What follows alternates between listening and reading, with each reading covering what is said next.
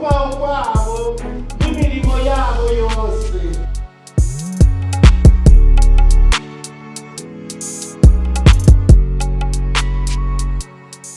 Mu gitondo cy'uno munsi twaramutse twinjira inyubakwa igizwe n'ikibanza cakira inama mpuzamakungu mu kinofinofi salle de conférence internationale, hamwe n'ibiro bizokorerwamwo abashingamateka.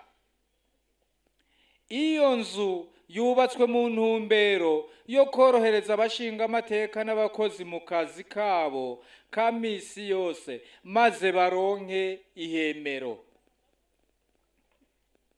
Iyo nyubakwa rero ikaba yatwaye uburyo butari buke.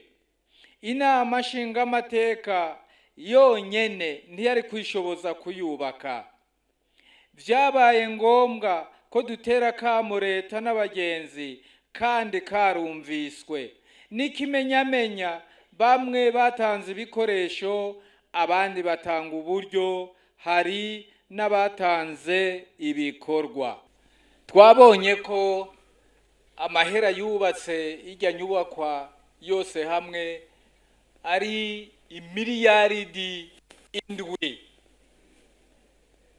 n'imiliyoni 200 n'uturenga dukeyi.